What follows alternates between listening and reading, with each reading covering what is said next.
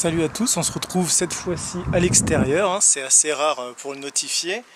Et aujourd'hui je vais vous présenter la trottinette électrique d'EasyRoad. Donc c'est vraiment une belle bête, et attention, c'est une trottinette de compétition, parce que là on parle pas de la petite trottinette pour relier sa maison au métro ou au RER. Là c'est vraiment de la grosse trottinette, puisqu'il y a quand même 3 modes de vitesse, donc un premier mode qui se limite à 25 km/h, un deuxième à 35 et un troisième où on peut aller jusqu'à 45 km/h. Il y a quand même une autonomie de 50 km, c'est pas rien, donc ça vous permet quand même de faire un aller-retour au taf facile. La trottinette EasyRoad est extrêmement puissante, donc forcément avec une puissance comme ça, il faut des freins de compétition, et donc ici des freins à disque que vous avez ici et ici, et autant vous dire que ça s'arrête tout de suite quoi. D'ailleurs c'est un petit coup à prendre, mais au début il faut bien penser à se mettre un petit peu en arrière avant de freiner brusquement, et même en accélération, parce que elle envoie très rapidement, et au début on a une petite hésitation parce qu'on part un peu vers l'arrière, mais je vous assure, au bout de 2-3 essais grand max, on prend rapidement le coup. Alors avec 50 km d'autonomie et des pointes quand même à 45 km/h, elle est essentiellement destinée à un usage urbain, pour aller au travail, de porte à porte, pour vous déplacer. Forcément avec une vitesse comme ça vous ne pourrez pas aller sur le trottoir, mais vous serez plus sur la chaussée ou sur les pistes cyclables. Pour vous aider à vous faire votre place sur la route, vous avez quand même une lampe à l'avant, vous avez des clignotants à l'arrière, vous avez des feux de stop aussi, et vous avez un klaxon.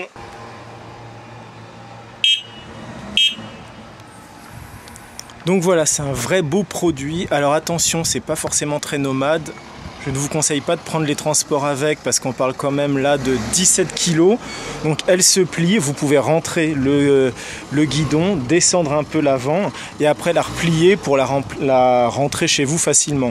Mais elle fait quand même 17 kg, donc à transporter c'est pas le plus facile, c'est pas le but. Après les 50 km d'autonomie, bien sûr, vous pouvez la recharger sur une prise secteur normale, et là on parle d'à peu près 5 heures de recharge pour une recharge complète. Bon, maintenant ce que je vous propose, c'est d'aller faire un tour. Go!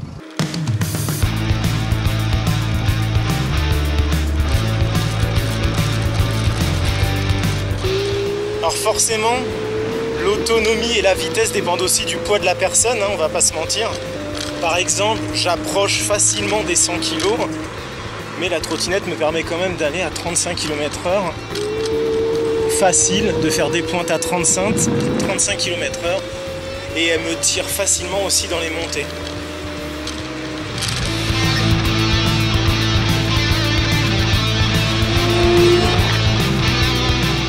Au niveau de la maniabilité, c'est vrai qu'on s'y fait très vite. C'est une trottinette, en même temps tout le monde sait faire de la trottinette.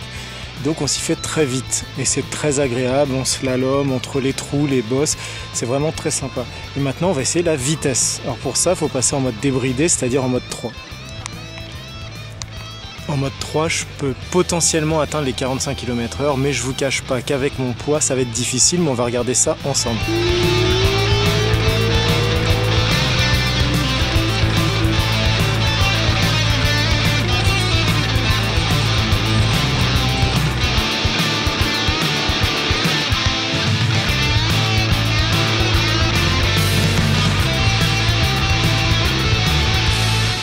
Malgré 100 kg sur la balance, on est quand même monté en mode débridé à 40 km/h.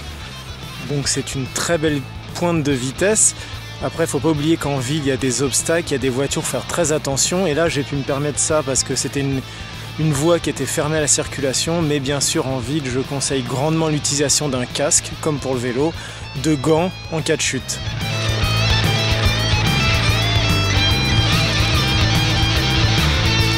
La trottinette en ville, c'est bien beau, mais qu'est-ce que ça donne quand on sort du goudron bien aplati et sans bosse? Je me suis dit qu'on allait tester la trottinette EasyRoad en pleine forêt. Alors certes, c'est pas de la terre, c'est pas non plus des cailloux, mais c'est du goudron un peu dégueulasse.